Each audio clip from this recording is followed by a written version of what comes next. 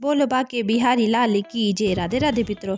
राधा कृष्ण के इस आने वाले एपिसोड में आप देखेंगे कि जिसमें पद्मावती आई के घर पहुंच करके भार्गवी को याद दिलाती है कि हम जब दोनों वेंकटगिरी में थे तो हम दोनों के बीच एक चुनौती हुई थी ना, क्या तुम्हें स्मरण है भार्गवी। तभी भार्गवी को वह चुनौती स्मरण आने लगती है जिसमें श्रीनिवास ने भार्गवी और पद्मावती के बीच चुनौती की चुनौती वेंकटगिरी में तो यह प्रतियोगिता नहीं हो पाई। जी मुझे स्मरण है। तभी पद्मावती कहने लगती है तो क्यों ना हम करबीरपुर में नृत्य की प्रतियोगिता का आयोजन कर ले, क्योंकि मैं कभी भी कोई चुनौती को अधूरी नहीं छोड़ती। भार्गवी कहने लगती क्षमा कीजिएगा राजकुमारी, मगर मुझे इस नृत्य प्रतियोगिता में भाग लेने में कोई रुचि नहीं है। तभी पद्मावती कहने लगती है सोच लो भार्गवी, मगर भार्गवी कुछ नहीं कह रही होती है। तभी वहाँ पर वेंकटेश आ जाते हैं और कहने लगते हैं मैं कुछ कहूँ, और कहने लगते हैं कि भार्गवी यह नृत्य प्रतियोगिता में ज़रूर भाग लेगी, और सोचने लगते कि मैंने तुम्हें वचन दिया था ना भार्गवी कि मैं तुम्हें सर्वश्रेष्ठ नृत्य की बनाऊंगा, अब वह समय आ गया। भार्गवी कहने लगती है वेंकटेश मैंने आपसे कब कहा कि मैं इस नृत्य प्रतियोगिता में भाग लेना ही नहीं चाहती।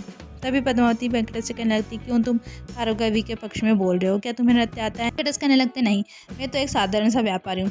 यह बात सुनकर के उधर माता गौरी महादेव से पूछने लगती श्रीनिवास ने तो वेंकटगिरी में अपने आप को सर्वश्रेष्ठ नृत्यधारी सिद्ध किया है, तो फिर उन्होंने यह बात पद्मावती से क्यों छुपाई।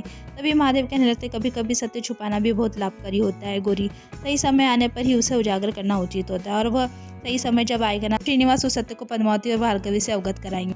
उधर पद्मावती भी भार्गवी से कहने लगती है सोच लो भार्गवी, मैं तुम्हें एक दिन का समय देती हूँ, तुम अपना निर्णय मुझे बता देना। कहीं ऐसा तो नहीं ना कि श्रीनिवास मेरे पति है, मेरे साथ है, इसलिए तुम इस प्रतियोगिता से पीछे हट रही हो। और इतना कहकर के वहाँ से चली जाती है। श्रीनिवास भी भार्गवी से कहने लगते हैं अब तो मुझे लगता है कि चुनौती स्वीकार करनी ही पड़ेगी ना। यह सुनकर के भार्गवी भी सोच में पड़ जाती है। उधर पद्मावती भी अपनी सखियों से कहने लगती है यार चुनौती न स्वीकार करे, अगर वह यह चुनौती स्वीकार नहीं करेगी ना तो वह वैसे ही पराजित हो जाएगी, और मैंने तो उसे एक दिवस का समय इसलिए दिया है, मैं उसे एक महत्वपूर्ण बात समझाना चाहती हूँ। चाहती थी ना कि श्रीनिवास उससे मिलने आए वेंकटगिरी से यहाँ पर करबीरपुर में, वह भी एक दिन में, और जब वह नहीं आ पाए ना तो भार्गवी ने कितना नाटक किया, इसलिए मैंने उसे भी एक दिवस का समय दिया है, और जब वह एक दिवस में चुनौती नहीं स्वीकार कर पाएगी ना तब उसे ज्ञात होगा कि ऐसे प्रण लेने ही नहीं चाहिए। तभी वहाँ पर श्रीनिवास पद्मावती का कक्ष में आ जाते हैं और कहने लगते हैं कि मैं भार्गवी की एक सूचना आप तक लेकर के आया हूँ, और वह सूचना यह है कि भार्गवी ने आपकी नृत्य की चुनौती स्वीकार कर ली। राजकुमारी वह आपके साथ इस नृत्य प्रतियोगिता में भाग अवश्य लेगी। उधर कुमार वासु यह बात सुनकर के खुश हो जाते हैं, कहते हैं कितनी बढ़िया सूचना आई है ना, अब मुझे इस प्रतियोगिता का पूर्ण रूप से लाभ उठाना होगा। उधर पद्मावती यह सुनकर के कहने लगती ठीक है, यदि तुम एक संदेश वाहक हो ना तो मेरी यह सूचना भी भार्गवी तक पहुंचा दो कि अब यह प्रतियोगिता आज से एक हफ्ते बाद होगी। उधर कुमार वासु भी भार्गवी के नृत्य के लिए वस्त्र, कपड़े और आभूषण और घुंघरू लेकर चले जाते और आई को बताने लगते कि यह सब भार्गवी के लिए, क्योंकि उसने मेरी बहन पद्मावती से नृत्य की चुनौती स्वीकार कर ली है। भार्गवी कहने लगती कि मैं आई यह सब स्वीकार नहीं कर सकती। तभी आई कहने लगती क्यों स्वीकार नहीं कर सकती भार्गवी, यह सब तो कुमार वासु तुम्हारे प्रोत्साहन के लिए लेकर आए हैं ताकि यह प्रतियोगिता निष्पक्ष हो।